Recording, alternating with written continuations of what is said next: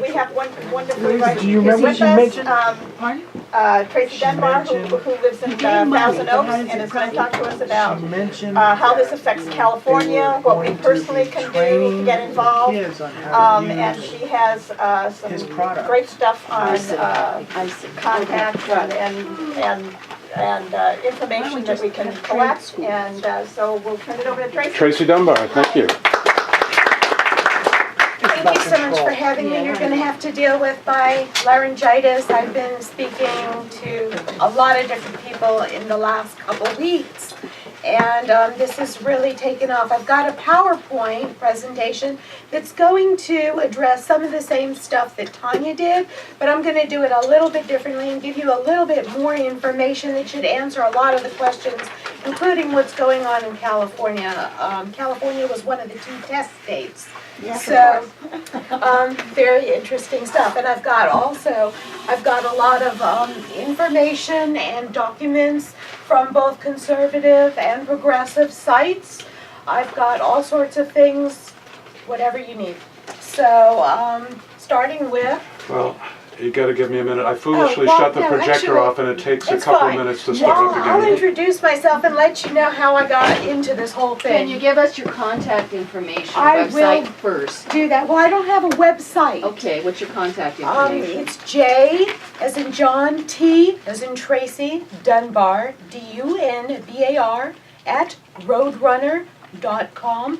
And I'll also have sign-ups later if you want to give me your email address so I can give you any information that you might need. Can I ask you a favor? Yes. I'm going to tape you, so just have you stay maybe in the center of I'll be getting audited next week. You will be deep in probing. Oh, okay. So, Do you want to field any questions that they didn't have time with Tanya while no, we're because waiting we'll for get the... to that. Oh, We'll we get to will, okay. all of this stuff. It's all good. Basically, I have a degree in microbiology, but I was also very heavily into the liberal arts. And I came out here and got married, had 5 children. We did public school, we did private school, and I kept bringing them home. Homeschooling for one reason or the other. And while I was deciding on homeschooling, I was looking at what did the founding fathers do, how did people that I knew were fairly bright, how did they learn, what was their educational process, what other processes are there out there that are not quite the same as our basic public schools. My kids, my 4 daughters, graduated homeschool, and they went on to USC, Princeton, Seton Hall University, and my one who is 21 years old will be finishing up the end of the fall her master's in occupational therapy, and she's at CSUN. So, I've been homeschooling for a long time, and I'm on my last child, who is in the 9th grade, and this is how I started with Common Core. I knew nothing about it. I was pretty much, I'd been reading, this is Common Core aligned, and whenever we would go on field trips, the Getty Center, LACMA, whatever, LA Opera, you would always see for teachers, this is Common Core aligned to state standards, whatever, whatever, whatever, and I'm going, whatever. It doesn't affect me.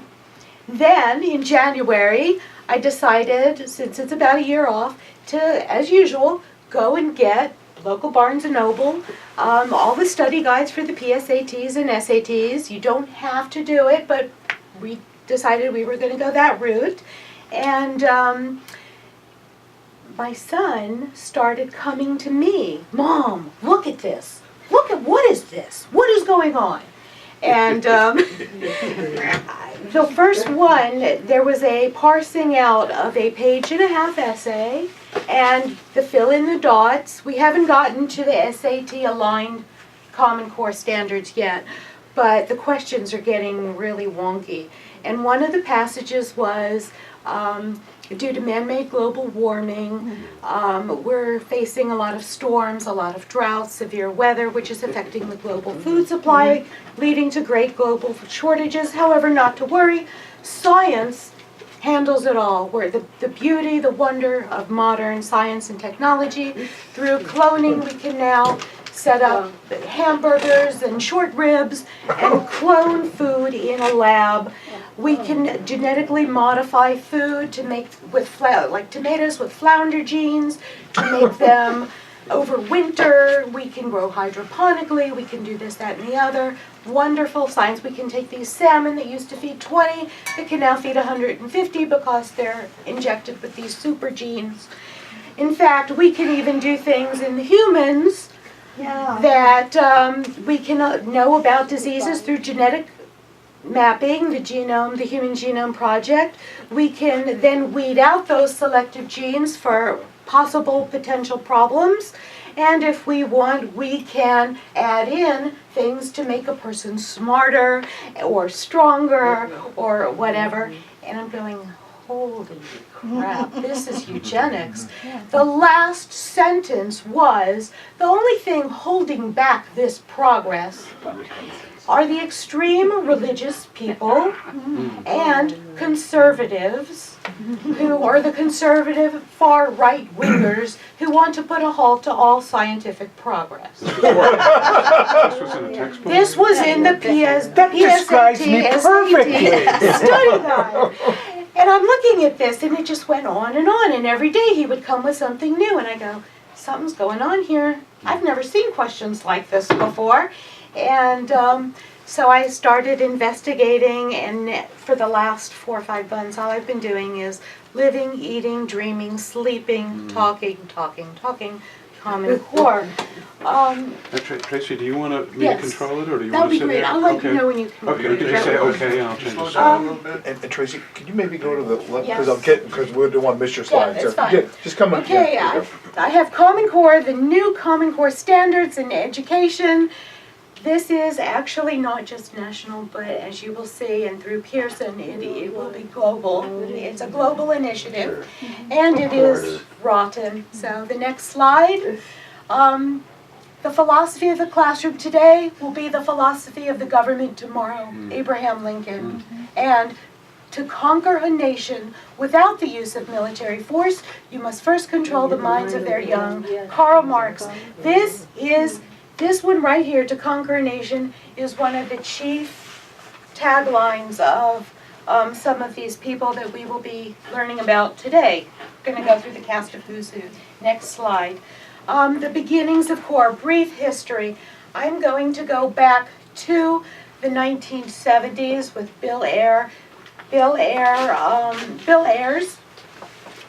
and Bernadine Dorn. Actually, in 1994, started the consortium of, let me get this, I don't want to goof up on this one, the consortium of essential schools.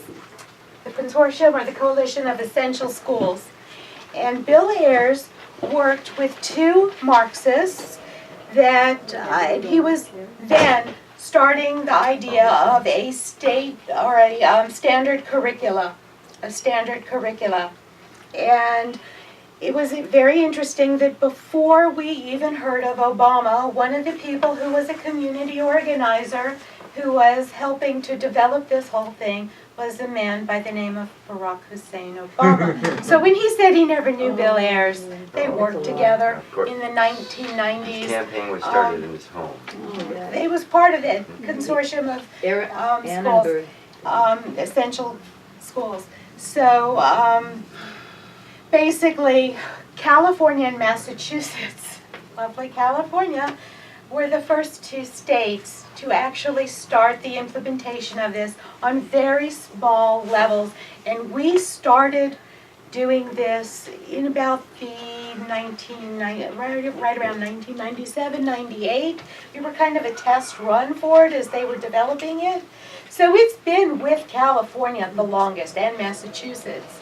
And it's funny because Massachusetts was one of the #1 schools statewide. They had the #1 Department of Education. And California, by the way, as of 2 months ago, slid to number 50. So we're 50 out of 50 states. That should tell you something. Thank you so much. So we have room for improvement. Okay. Boy, do we. Even behind Mississippi. Mississippi and Alabama. On what chart is that? They're the state standards, the national testing.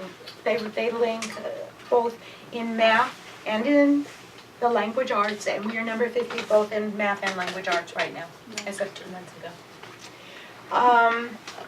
So the chief architects, anyway, in 2008, 2009, we really went gung-ho and adopted the full thing. The chief architects, David Coleman is one of them. David Coleman is now, as you heard, president, as of October, he's president of the college boards, which means all the SATs, PSATs, APs, GREs will be lined up. He's developed it. He's not taught a day in his life, and he's got quite a progressive background. He's finding out more even this morning. He comes, God bless you. His family is very, very progressive. Arnie Duncan is the Secretary of Education. He has developed a lot of this, even before he was nominated for Department of Education. Bill Ayers and Bernadine Dorn were the originators of this program. Linda Darling Hammond is from Stanford. Her best friend is Valerie Jarrett, who is an Obama advisor, one of the chief advisors in the administration. Linda and Valerie are like this, and she is very, very, very, well, as are all of them, I think, Communist. radically communist, Marxist, radically charged. You can go, oh, standards are curriculum. Is this a standards? We keep hearing that this is not a curriculum, it's standards. However, and she was saying there are no books out. There are now. Depends on what your I've been looking at them. is. Yes. Just in case everyone doesn't know, I mean, Bill Ayers was part of the Weather Underground. Oh, yeah. Oh, yeah. And we'll get into some of the stuff. It's very insidiously evil. Standards are curriculum. They say it's not a curriculum, but I've spent the last 3 months looking at books, copyrighted books, teacher lesson plans, and when you have a text that's copyrighted, and then you have a teacher planning book on how to teach the text. And you have, which are being developed now, these are not fully implemented yet, but the testing that reflects the teaching, that reflects the text, that's a curricula. Whether they say it is or not, it's a lie. It's a curricula. And it's nationwide. Okay, and she went over, which I'm going to skip, she went over the whole carrot and stick thing. Basically, I am going to add a couple things. They had them, the Arnie Duncan Department of Education had the states, through the State Department of Education, try to adopt this during this 6-week period. They could say yes or no, we will adopt it, we won't. They were offered millions and millions of dollars to take on this new set of standards, and that was the carrot. If they said no, we have to wait, we're not in session now, we'd like to take it to the legislators, we'd like our teachers to look over it, just a second. If they said no, then the government said, we'll just take away your Title I funding. That was the stick. So if you don't, you have consequences. I call it dirty Chicago politics. Bully tactics. Yeah. So, yes. Yeah, the big picture, that's all interesting. I think it's got a lot of it's guilt by association. But my big picture question is, in the 60s and 70s, we always talked about how you make education relevant. Right. It's going to be relevant. So how do you teach the classics? I'm going to go into And that. how you do the classics to make it relevant to people today, right now? I'm going to go into that. Make it practical, so they can work. I will definitely be going into that. Okay, the next slide. Funding. She talked mostly about the Bill and Melinda Gates Foundation, and my big thing was, when I was going into funding, and this was a few months ago, I started asking the question, for giving so much money, Bill and Melinda Gates have given well over $500 million. It's probably more than that now. What do they have to get out of it? Why are they giving? Why are they so gung-ho for this? They must be getting something out. Well, the Bill and Melinda Gates Foundation will eventually be providing all of the computers and the software for the classes. So even though they invest $500 million or whatever, they're going to be the ones selling the computers and the software to all the schools. Therefore, they're getting a lot out of it. I want to talk about GE now. GE has put in now almost $1 billion into this. And I go, GE, that's really interesting. What do they have to gain from it? No tax. Well, I'm going to give you a website now. I want everybody in this room to write it down. I could not put it off the computer because for some reason I can't pull it off. But go to the Department of Education.gov. DOE.gov. This document just came out in March. I am waiting for it to be pulled any moment now. But the document is called GRIT, as in true grit, G-R-I-T, tenacity and perseverance. And in that you will see, we'll talk about data mining later, GE is providing, and I've got pictures in my book of I've got a lot of documents, so that you can see it. I'm not making this up, and I want everybody here. Also, page 44 of this document is like a 67-page document. Look at page 44. GE is developing for the computer systems fMRIs, their facial scans, retinal imaging scans on the computer. So just like Skype, they'll be getting their lessons through the computer, but they'll also be checking the dilation of the eyes, the pupils, and the facial patterns to see if the kids are paying attention, if they're distracted, if they're falling asleep, whatever.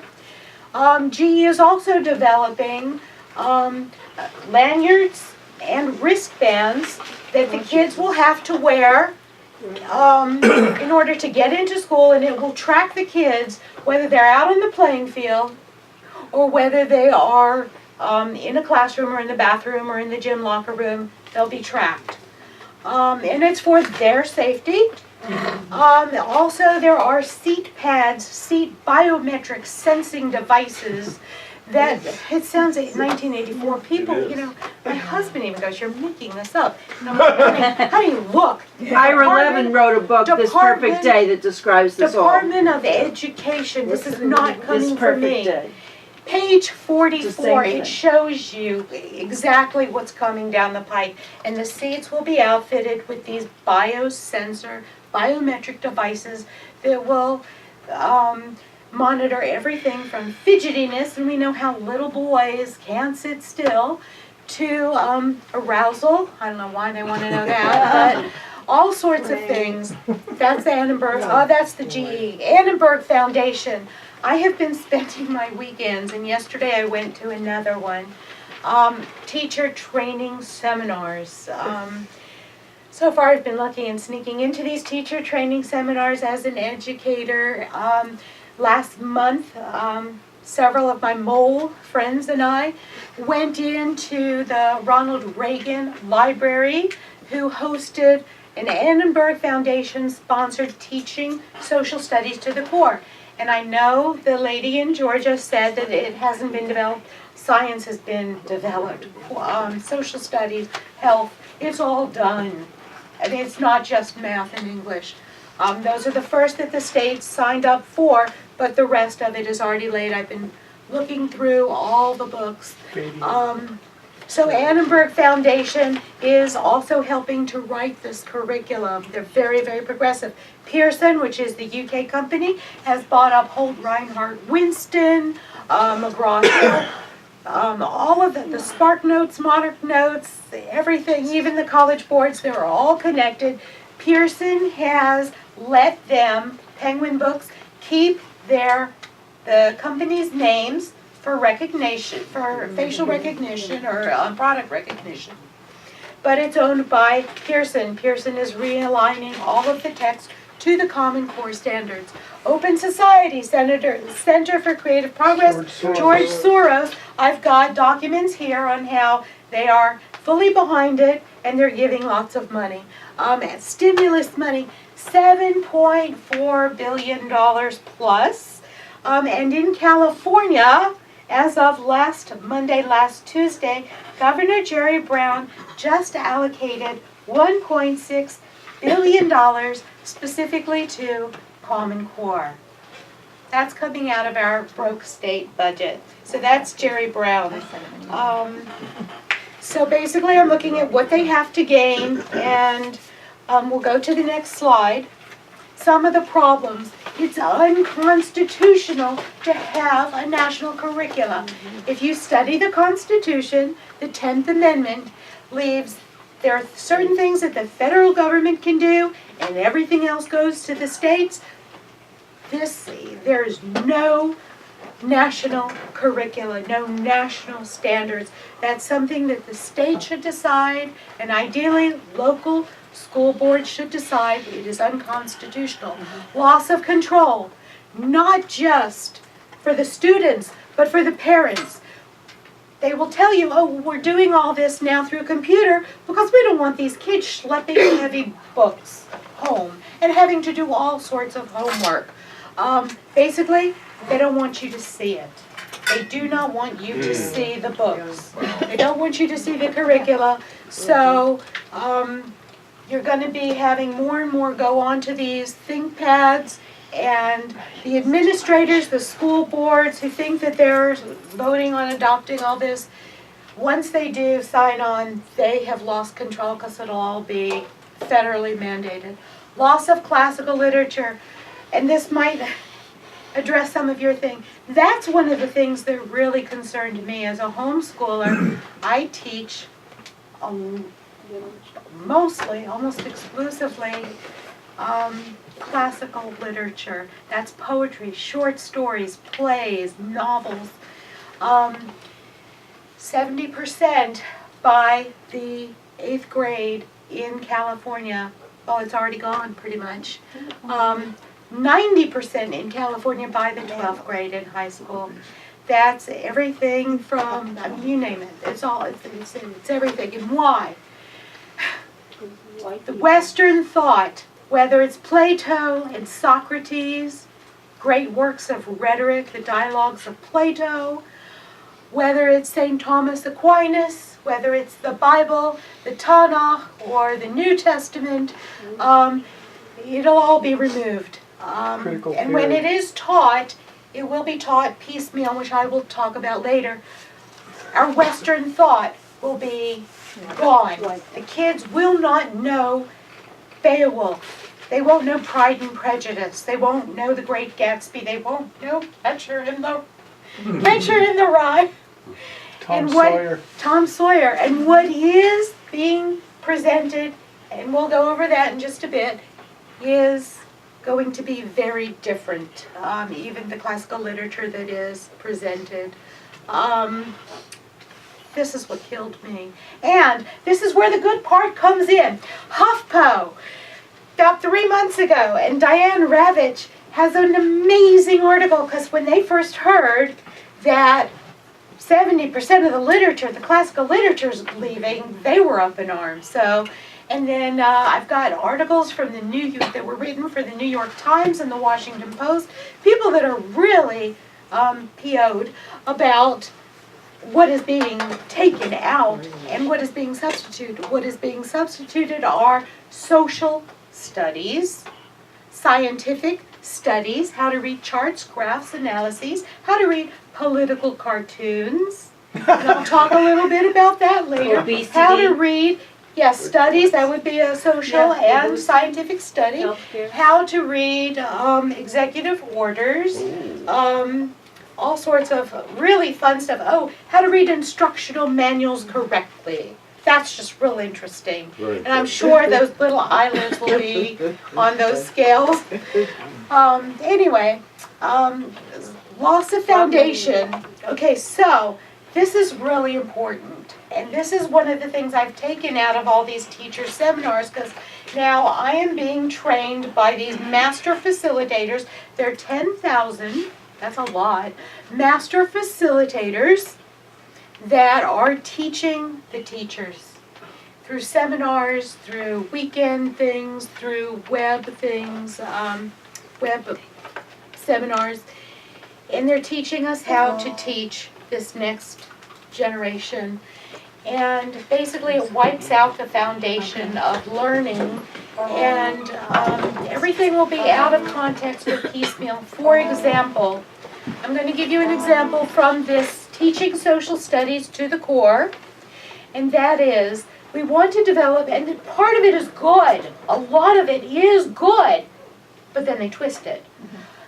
They want to develop a child's voice, a student's voice, very important. They want a child to write. Very important that a student learns how to express themselves well. But you need a foundation. You can't just start vomiting stuff that you don't know. So we learned how to teach the Declaration of Independence, Teaching Social Studies to the Core, to develop the child's voice. And this is something that is being taught, not just the Declaration of Independence, but across the board in all classes, and I'll get to math later. But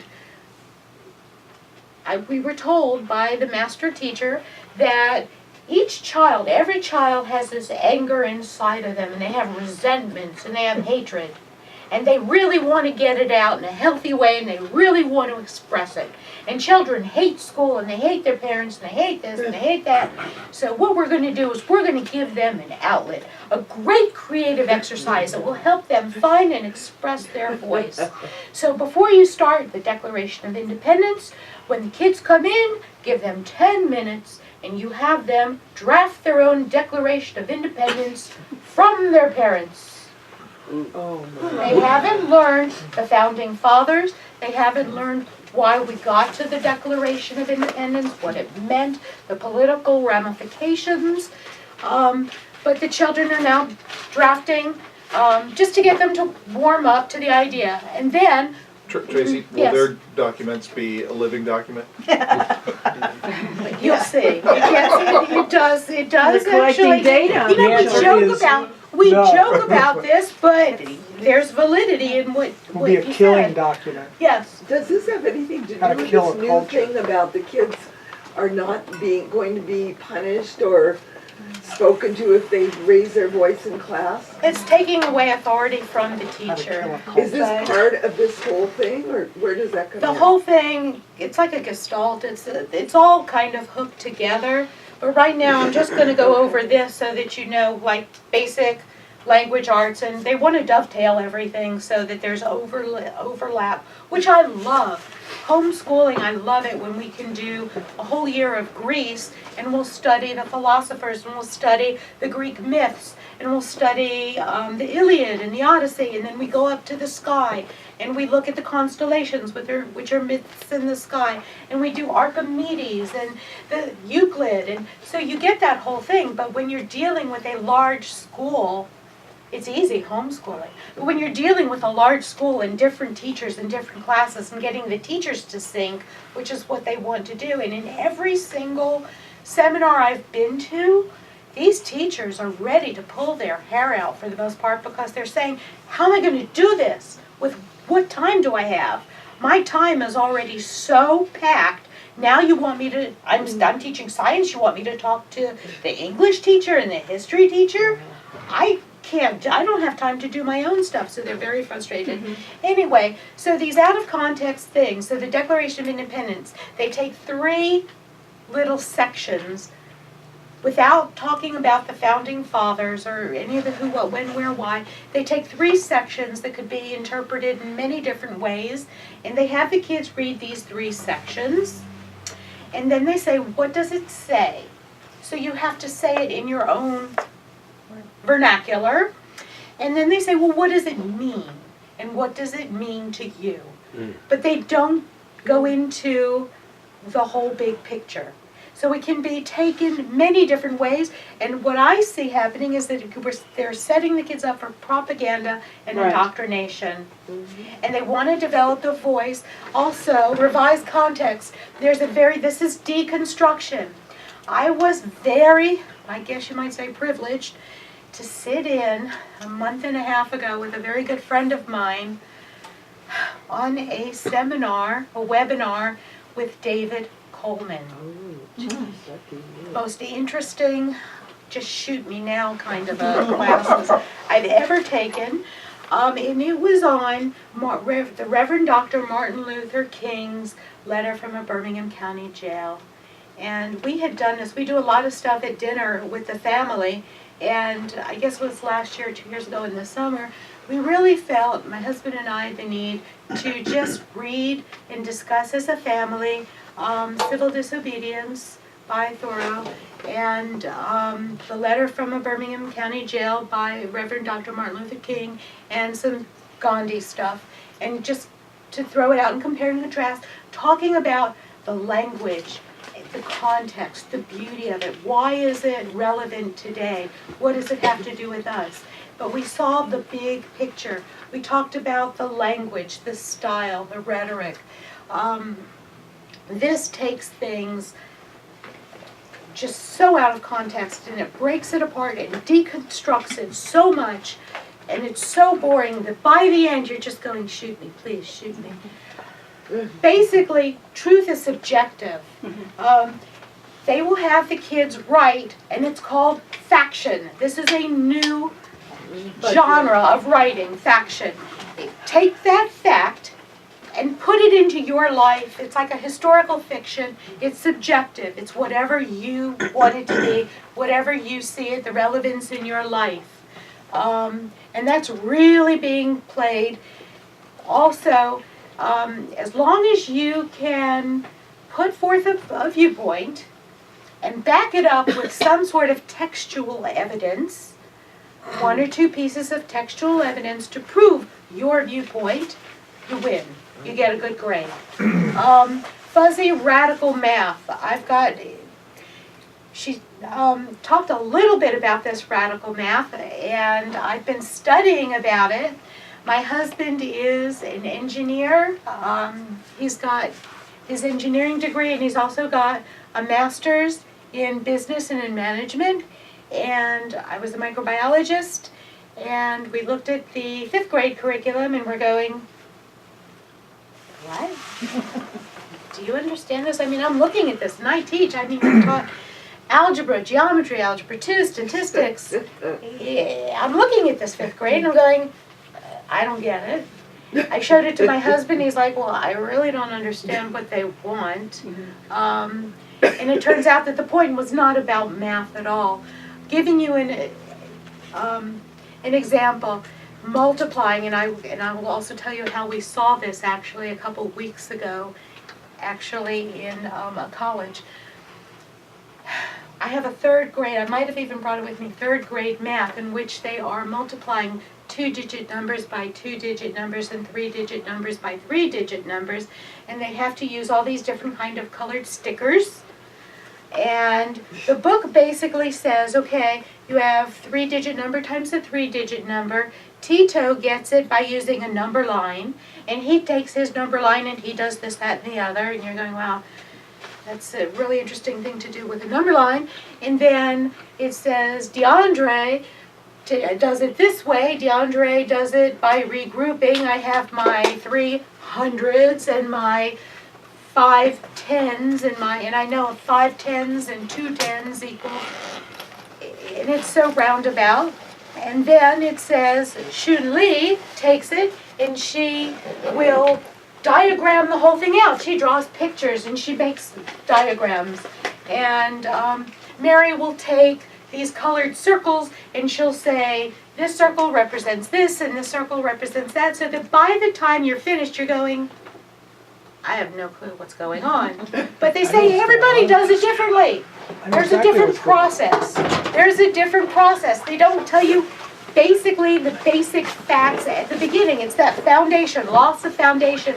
Later on, if you want to do that, once you have the foundation, that's great. It does develop understanding. But instead, they have them do this very young levels, and the kids are just going nuts. It's the same thing that they did with the Declaration of Independence. Yeah, it's exactly. It's exactly the same thing. And It's mixing it up. You are as smart as you ever going to need to be at the age you are right now. In fact, you're so brilliant that your way of solving this equation is is as good as anybody As long else's. as you can Everybody's explain are what you equally did. of value. Right. And in fact, you're so bloody smart Yes. that your opinion on the As long Declaration as of you can Independence explain is it. equal or greater than that of the Founding Fathers. It's all the same crap. How is not teaching critical thinking going to help people become doctors? And then It's not. if they can't think, people, you know, I don't know. they'll just kill It's people. not. I Stupid don't know, people it's are not. easily controlled. Anyway, No, personal but we won't have information. doctors. We've talked about So? biometrics, fMRIs, and tracking. Bring down the population. I Fewer do people have with me, means Mother I've Earth brought might be all so severely sorts of- impacted. I've brought all sorts of documents, and this is not just off of conservative websites, but, I mean, people think I'm making this up. It's insane, so. That's the GE developed hand tracking device. I've got all sorts of stuff that you're willing later to look at. And like I said, more than anything, please go on the DOE website. This is coming straight from the horse's mouth, the Trojan horse. Cost prohibitive. We've invested so much money in this. We are broke as a state. Jerry Brown just Monday, when they did the budget and he came out, added $1.6 billion, sorry, I misspelled it, $1.6 billion for California alone. The tests will be redesigned. So what we are doing, they haven't been redone yet. My son's in the 9th grade. He is going to be taking his SATs in a couple of weeks. What he gets, he gets. You don't really need them anyway. And then he'll be taking his PSATs in the fall, and that's it. You don't need them? Yeah, you don't. And I've got a lot of ways around that. I've had 2 children to go into, actually the one that went to Cal State and the one that is now in CSUN getting a master's never took a SAT or PSAT or AP test. Cool. But didn't we just spend a whole bunch of money? The other two did. I can tell you how to do it later if you're interested in that. I don't know exactly what I put down under. In school. Didn't we just spend a whole bunch of money to reprint textbooks and let everybody know that Christopher Columbus was into bestiality? Well, just wait. I've got also. Oh, by the way, this was another thing. Thank you for mentioning that. I just want to read you a couple things. This is actually from non-existent curricula, because remember, it's just standards. They're not actually books that have been written yet, but there are. I've got workbooks, I've got math stuff. By the way, math is called Radical Math for Urban Living. Nice. I've got stuff from HuffPo that you might want to read or get. This is from, and this is actually from a workbook. I've been reviewing all sorts of curricula, and I've been getting all sorts of curricula from my seminars that I'm going to. This is 5th grade, and it's one of the first lessons that they learned. It's about individuals, groups, and institutions. It's called Group Identity and Social Class. This is social studies. With which ethnic group do you most closely identify? To which social class do you belong? When you watch TV or read newspapers or magazines, are people of your ethnic group, gender, and social class widely represented?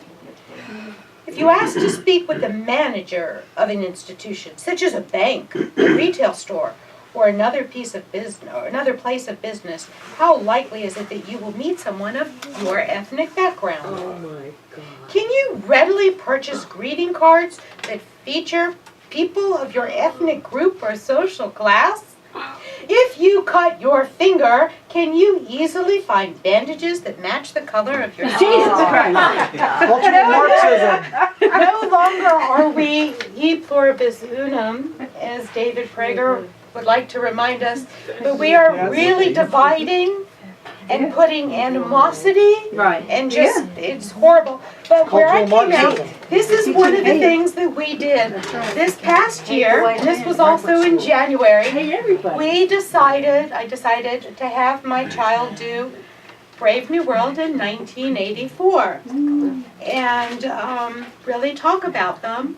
And we had beautiful conversations, and I decided that I would get the Spark Notes, not realizing, and then once I got them, and I've got them now for a lot of different things, just so that I could maybe facilitate. And I went back and I looked at my old Spark notes, and and it says new and improved. They're at Barnes & Noble. And you can look through them. I've got it right here. I've copied quite a bit. This was from 1984. 1984, and the issue of privacy. Lesson plan. One of the things was defining Stalinism. This is from the curricula, the text. The definition of Stalinism is the bureaucratic, authoritarian exercise of state power and mechanistic application of Marxist-Leninist principles associated with Joseph Stalin. Now, context. Listen carefully. I feel like a teacher. You never stop. Listen carefully.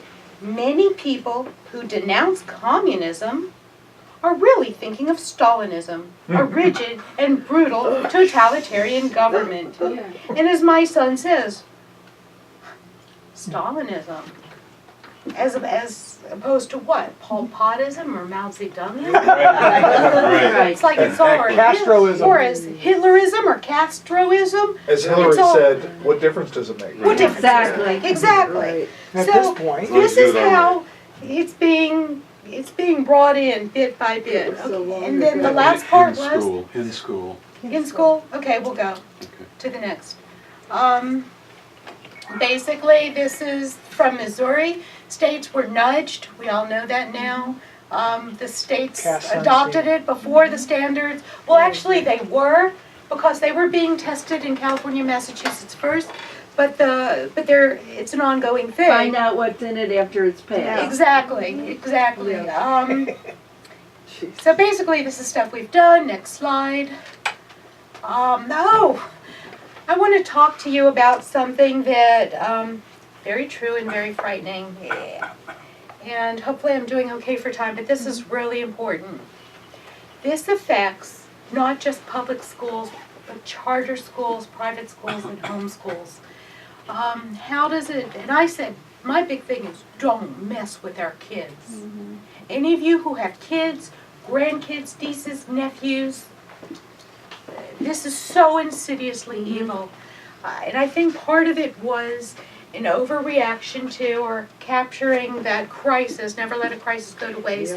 The Newtown tragedy was a horrible, horrible, horrible event. But my best friend, Meryl, was, and I say was, she was the assistant administrator of River Oaks Charter School in Agora, Calabasas, not too far from here. She was as progressive as you can get. In fact, she was a speechwriter. And she started seeing things happening, and she started questioning, and her child, who is very gifted, was in the public school system and kept getting singled out for asking questions and for going against the grain and for basically thinking. And he was being written up, and she wound up pulling him out of school, to make a long story short, and starting her own charter school. In the meantime, she had become very, very conservative Tea Party. So she's made the shift. She was assistant administrator at River Oaks Charter, and she called me up on February 20th, and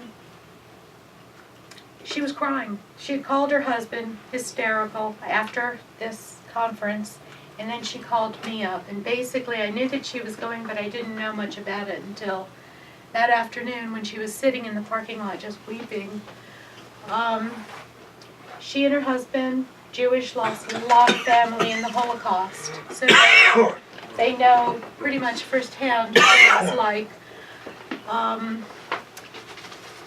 The school administrators, school board members, and the principals, not the teachers, in the Las Virgenes Unified School District, Conejo Unified School District, Ventura County, Pleasant Valley Unified School District, were all called to Thousand Oaks It was sponsored by the Ventura County Department of Education on threat assessments, along with the California Sheriffs and Ventura County Sheriffs, and it was on the prevention of targeted violence in schools.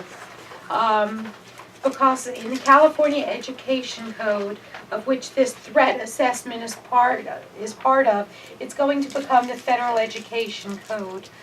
So basically, California is one of the big testing grounds for everything. Our kids are guinea pigs. So basically, she went to this meeting. She said she has never been to a meeting like this before. She had to check in, which is not a problem, and get her thing, and they got her school, and she had to sign her name and show ID. She goes, well, that's really weird. You know, I don't usually have to show ID and school ID and everything. And then once she got to the lobby area, she had to check in again. And this time she had to leave any electronic devices, cell phones, recording devices, laptops, pads, anything. If they needed pencil and paper, they could have pencil and paper. But everything else, they had to check in. She goes, this is really strange. So she asked, well, I really wanted to record it. And they said, don't worry, it will be recorded. And as it turns out, it was recorded, but the camera was facing the audience, not the reporter. And she got this really creepy sensation, and then they checked in again with the school, and they had to show their ID and everything. So they had to check in 3 times. It was just very, very weird.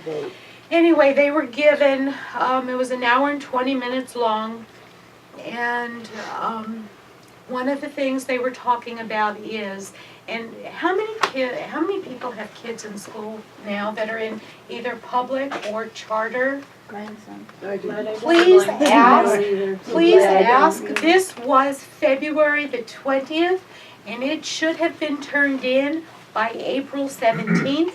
The teachers had basically a month to turn it in to the school principal, who would turn it into the superintendent. Once that was done, it would be turned into the State Department of Education. And it was a 3-page report. A lot of the questions you will find on this: grit, tenacity, and perseverance. It was a 3-page report in which each child from kindergarten to grade 12, and I'm thinking of little kindergartners who they talk. And there were all sorts of questions that were asked, including, do you eat 2 to 4 servings of fruits and vegetables a day? Do you make friends easily? Does your family own a gun? Have you had all your vaccinations? Do you like your teachers? Do you talk to your parents? How many people live in your house? Do you have a house? Do you have an apartment? Do you just very invasive questions. Does your family take you to church or synagogue regularly? Did your family vote in the last election? Do you have a lot of friends in this classroom? Would you consider yourself a very smart person? Would you consider yourself a very athletic person? And then they, zing it with a very invasive question. Have you been touched inappropriately? Have you ever been made fun of? Do you ever feel the need, if you're a boy, to wear a dress or fingernail polish or makeup? If you're a girl, do you ever feel the need to use the boys' bathroom or hang around boys, that kind of thing? So 3 pages of these questions. They said it shouldn't take more than 10 minutes to ask each child.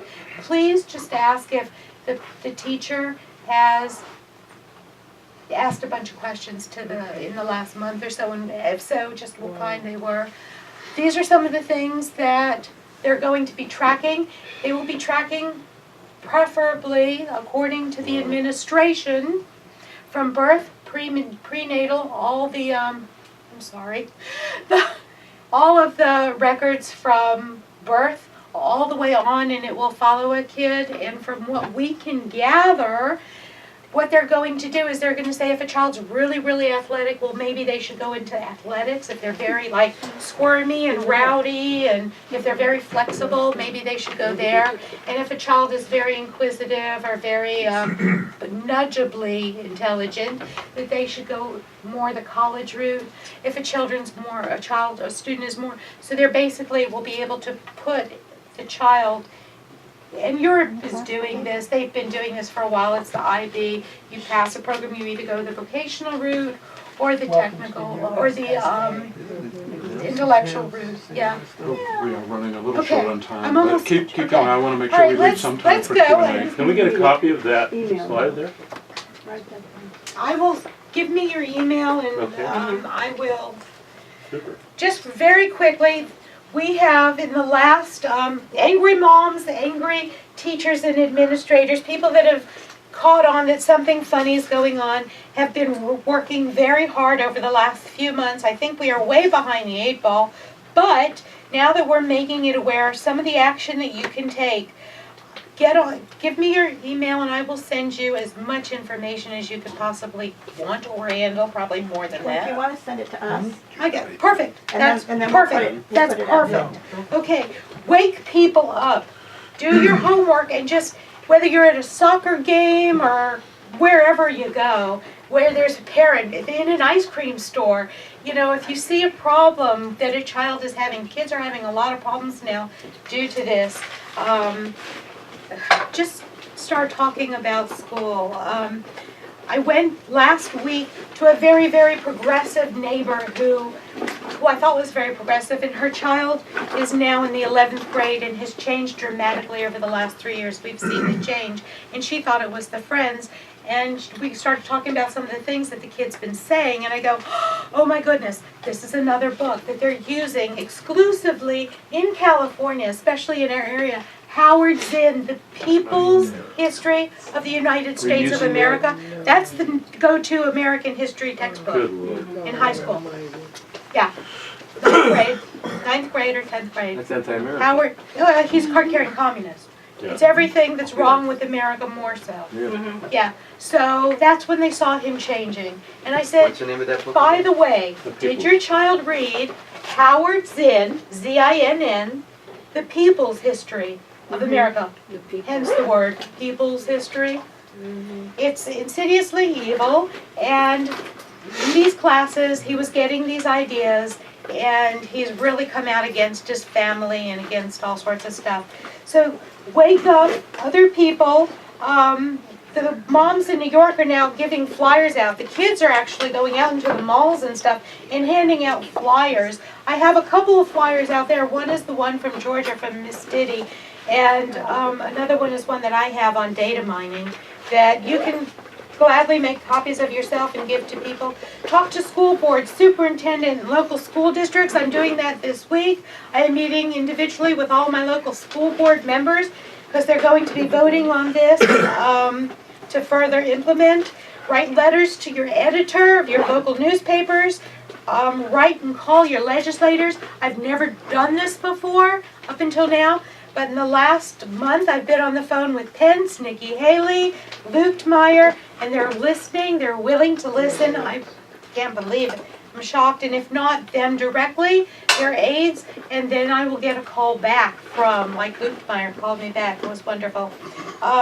Rethink your children's education plans. If you want to see me about homeschooling, I'll be more than glad to help with that. There are ways around this. Unfortunately, I must say that as of the week before Easter, the whole LA Archdiocese and all the Catholic schools have signed on to Common Core. In fact, the National Catholic Educator Association, the National Catholic Educator Association is having their big meeting in Nashville in June, and it's all about adopting to Common Core. A lot of the Jewish schools and quite frankly some of the larger Christian academies are also, and that's another thing in California, they're going to make it mandatory that high schools have taught core methods, and that by 2016, 2017, UC schools, Cal State schools, and other state-funded schools, which are pretty much a lot of them, will only accept core grads. But don't worry, there are a lot of private schools out there, private colleges and universities that we're looking at now. About the ones who can afford them. You do it out of the box. Believe me, there are plenty of ways. we've done it. I've got 5 kids. There's no way on one income that we could have done it the normal way, but there's all sorts of great things that you can do that will save on college education and get you in through the back door and stuff. And, So to get into a California state school, you have to graduate from a core curriculum. 2016. Unless you're an illegal alien, in which case you Yeah. get in for free with 100% scholarship. you know, it wouldn't surprise me. Wouldn't surprise me. The Homeschooling Legal Defense Association, CURE, Citizens United for Responsible Education, Stop Common Core Now, and the parentalrights.org are all really, really big on the forefront. I've got information and I've got all sorts of stuff, but it will be affecting everybody whether you are homeschooled or not. I just want to end with one quote. There was a family in Germany who was, Germany, Sweden, Denmark are really bad in compulsory public education with an agenda. And so people that are both Jewish and Christian, mostly they're the religious, that are opting to stay home to teach their values to the children, are being persecuted. They're being thrown in jail, and their kids are becoming ward of the states and forced into their public school system. The Romeike family in Germany sought asylum during the Bush administration. They moved to Tennessee. They were sponsored, and everything was fine. They could homeschool. They have 6 kids. The father's a concert pianist. I've heard him play. He's amazing. They teach music theory. They teach all sorts of, the mother was a college professor. And then she quit to start having her children after she got married. So they're very well educated, but they were being persecuted because they were Christian.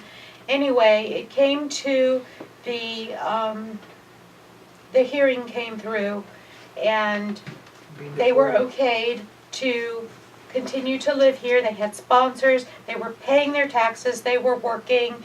And then Holder and the Department of Justice went through the 6th Circuit Court of Appeals. This was just 2.5 weeks ago, in which, I quote, Eric Holder said, the government, and this is why it's important for us, the government has every right to order children to public schools, even if it conflicts with opinions. It does not violate any human rights. It does not violate any fundamental human liberty. That the parents can have their beliefs, their personal beliefs at home, but that the children still need to go to public school.